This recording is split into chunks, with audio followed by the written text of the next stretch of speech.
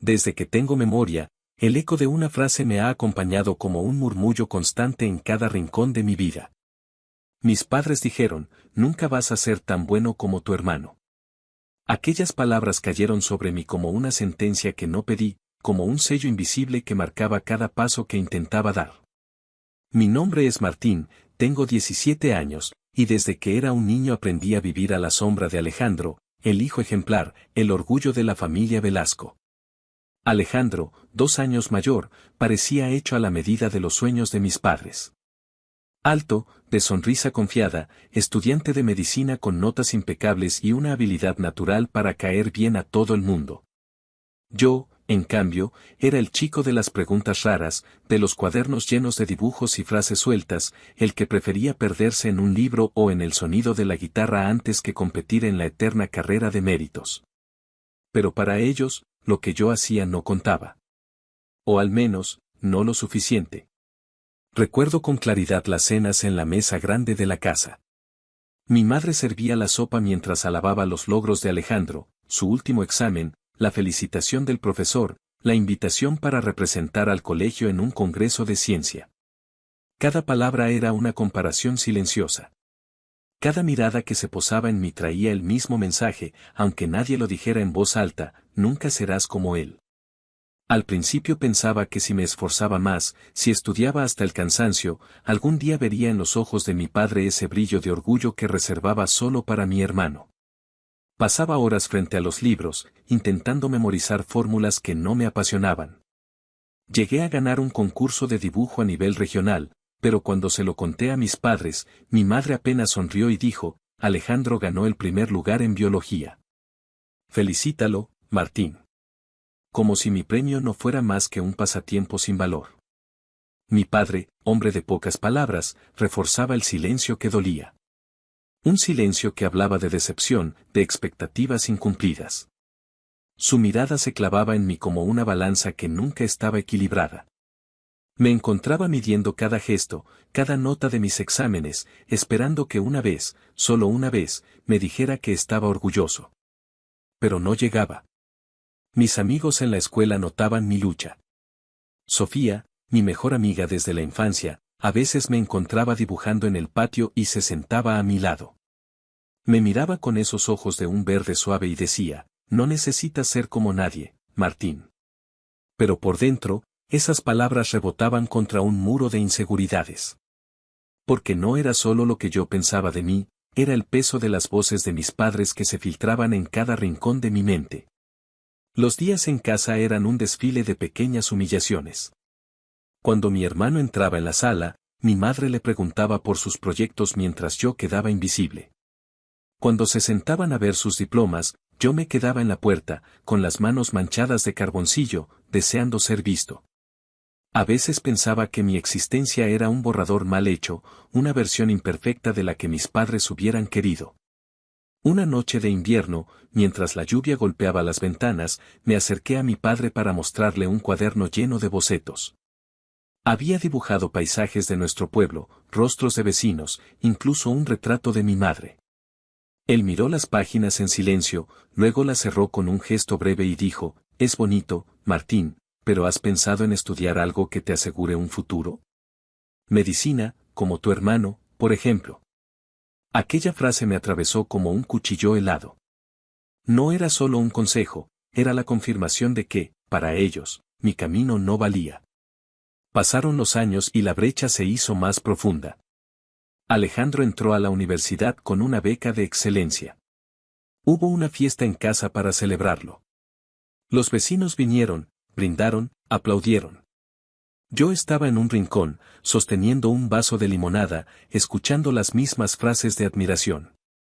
En un momento, mi madre, con una sonrisa radiante, me miró y dijo en voz alta, Martín, aprende de tu hermano, así es como se hace. Los invitados rieron, algunos aplaudieron. Yo sentí que el piso se desmoronaba bajo mis pies. Esa noche me encerré en mi cuarto. La guitarra descansaba en un rincón. Toqué una melodía que había compuesto días atrás, una mezcla de rabia y tristeza. Cada nota era un grito que no me atrevía a soltar con palabras. Mientras mis dedos se movían sobre las cuerdas, una idea comenzó a germinar en mi mente. No iba a pasar el resto de mi vida intentando ser la copia de alguien más. No iba a permitir que su voz definiera mi valor. Comencé a trabajar en silencio. Mis dibujos se convirtieron en cuadros, mis melodías en canciones completas. Sofía, siempre a mi lado, me animaba a mostrar mi arte en las ferias del pueblo. Al principio dudaba, temía el juicio de mis padres, pero poco a poco empecé a encontrar un espacio donde mi voz, mi verdadero yo, tenía un lugar. Un sábado, durante una exposición en la Plaza Central, un crítico de arte de la ciudad se acercó a mi pequeño stand. Observó mis cuadros con detenimiento y me dijo: «Tienes un talento único, muchacho. Me gustaría invitarte a una galería en la capital». Sus palabras fueron como una chispa en medio de la oscuridad. Por primera vez, alguien fuera de mi círculo veía en mí algo que valía. Regresé a casa con el corazón latiendo con fuerza. Quise contarles a mis padres, pero cuando entré, los encontré celebrando el último logro de Alejandro, una práctica en un hospital reconocido. La mesa estaba llena de risas y brindis. Me quedé en la puerta, invisible una vez más. El orgullo que sentía por mi pequeño triunfo se fue desvaneciendo. Entonces, mi madre, quizá notando mi presencia, dijo sin pensar: «Martín, nunca vas a ser tan bueno como tu hermano». La frase, repetida una vez más, encendió algo en mi interior. Respiré hondo. Por primera vez, no me quedé callado.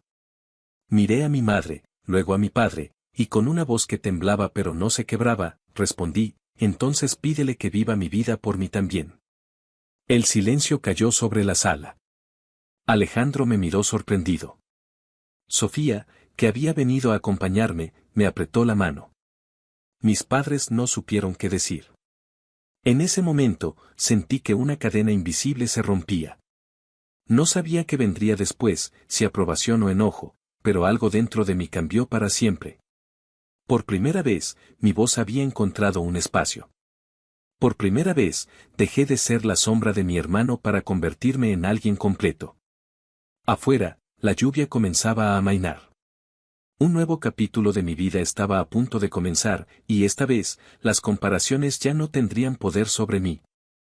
El silencio que siguió a mi respuesta fue tan denso que podía sentirse en el aire, como una bruma que nadie se atrevía a romper. Mi madre, con los labios entreabiertos, parecía buscar una frase que no encontraba. Mi padre fruncía el ceño, pero no era solo enojo lo que asomaba en sus ojos, sino también una sorpresa que jamás le había visto. Alejandro, mi hermano, se removió incómodo en su silla y dejó el vaso de agua sobre la mesa. Sofía, a mi lado, seguía apretando mi mano con una firmeza que me mantenía de pie. Pasaron unos segundos que parecieron una eternidad. Finalmente, mi madre carraspeó y dijo en un tono más bajo del habitual: «Martín, no era mi intención. Solo quiero que tengas un buen futuro». Su voz temblaba, como si de pronto se diera cuenta de que sus palabras, repetidas tantas veces, habían dejado una herida que ella misma no sabía cómo cerrar. Yo sentía un nudo en la garganta, pero no me retracté. Miré a mis padres, por primera vez sin bajar la vista, y respondí: «Tal vez para ustedes un buen futuro es parecerme a Alejandro. Para mí, un buen futuro es ser yo». Mi padre inspiró hondo y desvió la mirada hacia su plato. No dijo nada. Ese gesto, por pequeño que fuera, era como una grieta en el muro que había sentido entre nosotros durante años.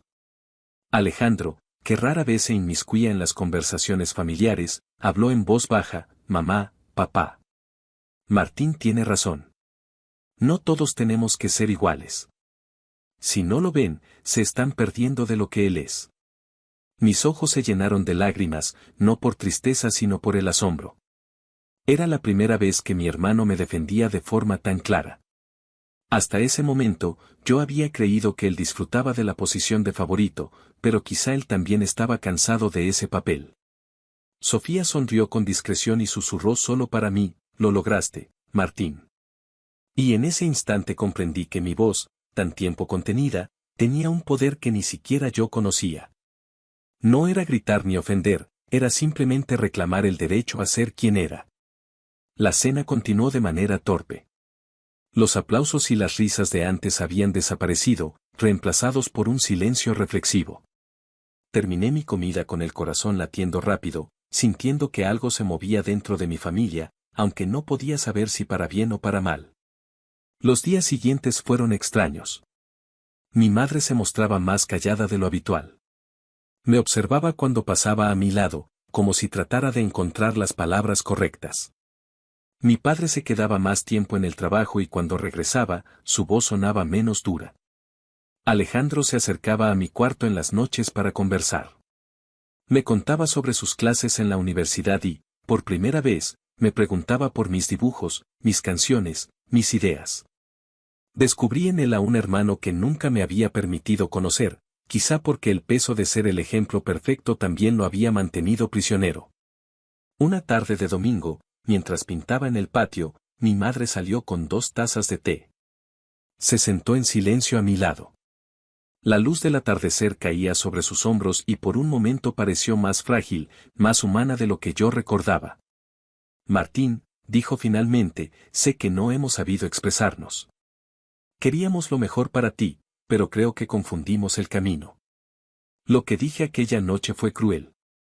Me miró con los ojos llenos de algo que no supe si era arrepentimiento o tristeza. Perdóname. No supe qué responder de inmediato. Parte de mí quería abrazarla, otra parte aún sentía la herida abierta. Pero asentí y dije, solo quiero que entiendan que mi vida tiene valor, aunque no siga el mismo camino que Alejandro. Ella apretó mi mano. Lo entendemos, Martín, murmuró. Quizá más tarde de lo que debimos, pero lo entendemos. Esa conversación fue como un respiro. No borraba años de comparaciones, pero era un comienzo. Por primera vez, mi madre me miraba sin medir mi valor en función de mi hermano. Era un reconocimiento de que mi identidad no necesitaba aprobación para existir. Mientras tanto, mi arte comenzaba a tomar forma de oportunidad real.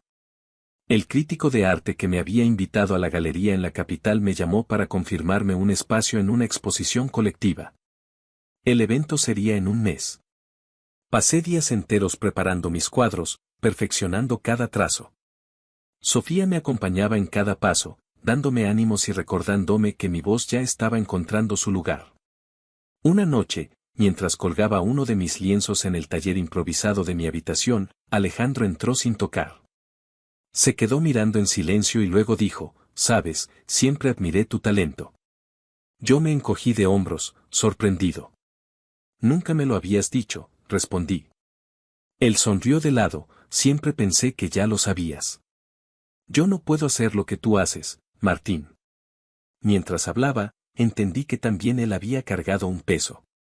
Ser el hijo perfecto no era un privilegio, era una prisión. Y quizá, de algún modo, ambos habíamos sido víctimas de las mismas expectativas. El día de la exposición llegó con el cielo despejado y un aire de cambio. La galería en la capital estaba llena de luces y murmullos. Colgué mis cuadros en una de las paredes principales. La gente se detenía, observaba, hacía preguntas. Sentía una mezcla de nervios y orgullo. Sofía, a mi lado, me sonreía como si supiera que ese momento marcaría un antes y un después. Para mi sorpresa, mis padres llegaron acompañados de Alejandro. Los vi entrar, con miradas curiosas, como si de pronto se asomaran a un mundo que nunca habían querido entender. Mi madre se acercó a uno de mis cuadros, un retrato en el que había capturado la sensación de soledad que me había acompañado durante años. Se quedó en silencio, con los ojos brillantes. Mi padre miró otra de mis obras, un paisaje de nuestro pueblo al amanecer, y murmuró apenas audible, es hermoso. No necesitaba más. Aquel reconocimiento, pequeño pero sincero, era suficiente. No era un premio, no era una comparación. Era la aceptación de que mi camino era válido. Después de la inauguración, cuando la noche cubría la ciudad, mi padre se me acercó. Por un momento pareció buscar las palabras adecuadas. Martín, dijo finalmente, me equivoqué. Tu vida no tiene que parecerse a la de tu hermano para ser valiosa. Me siento orgulloso de ti. Mi madre asintió con una sonrisa que me hizo temblar. Sofía, de pie a mi lado, me apretó la mano en silencio. Sentí un nudo en la garganta, pero también una paz que nunca antes había experimentado. Durante años había pensado que mi valor dependía de su aprobación. Ahora entendía que mi voz, mi arte, mi camino, tenían sentido por sí mismos. Pero escuchar esas palabras, después de tanto tiempo, era como un abrazo que cerraba viejas heridas. Esa noche, mientras regresábamos a casa en el coche, miré por la ventana las luces de la ciudad y supe que mi vida estaba apenas comenzando. Ya no era el niño que vivía bajo la sombra de su hermano. Era un joven que había encontrado su identidad, que había aprendido a alzar la voz y a caminar con la frente en alto. El dolor de las comparaciones seguía siendo parte de mi historia, pero ya no me definía. En su lugar, quedaba la certeza de que cada paso que daba, cada trazo en mis cuadros, cada melodía en mi guitarra, era un testimonio de mi libertad. Y por primera vez, sentí que la sombra de Alejandro no era un peso, sino un punto de partida para mi propia luz. El regreso a casa después de aquella noche en la galería fue distinto a todos los trayectos que habíamos compartido como familia. Nadie encendió la radio. El silencio que antes había sido incómodo ahora tenía un peso diferente, más suave, casi un acuerdo tácito de que algo dentro de nosotros había cambiado. Yo miraba por la ventana del coche y veía las luces de la ciudad que se desdibujaban como pinceladas en movimiento. Mi corazón latía con calma. Por primera vez, no sentía el deseo de esconderme ni de demostrar nada. Era como si cada latido confirmara que mi vida me pertenecía. Al llegar a casa, Sofía se despidió con un abrazo que duró más de lo habitual. Su voz, apenas un susurro, me llegó como un regalo: estoy orgullosa de ti, Martín. Sonreí sin palabras. Ella siempre había visto en mí lo que yo tardé años en reconocer. Cerré la puerta después de que se alejara y encontré a mi madre en la cocina. Tenía las manos apoyadas en la mesa y una mirada pensativa. Cuando me vio, hizo un gesto para que me acercara. Martín, dijo con voz tranquila, esta noche vi algo que nunca quise entender. Tu mundo, tu arte, es algo que me asusta porque no sé cómo acompañarte. Pasé años pensando que asegurar tu futuro era empujarte a un camino que conocía, el de tu hermano. Pero entendí que solo estaba apagando tu luz. Hizo una pausa, respiró hondo y agregó, no quiero volver a hacerte sentir menos. No quiero perderte por mi terquedad. La escuché en silencio. Su voz no era la de una madre que pide perdón por costumbre, sino la de alguien que realmente ve por primera vez. Me acerqué y la abracé. Sentí su cuerpo temblar ligeramente, como si soltara un peso que llevaba años cargando. Mamá, respondí, no busco que se arrepientan de nada. Solo quiero que caminen conmigo en mi camino, aunque no se parezca al de Alejandro. Ella me apretó más fuerte. Lo haremos, dijo. Te lo prometo.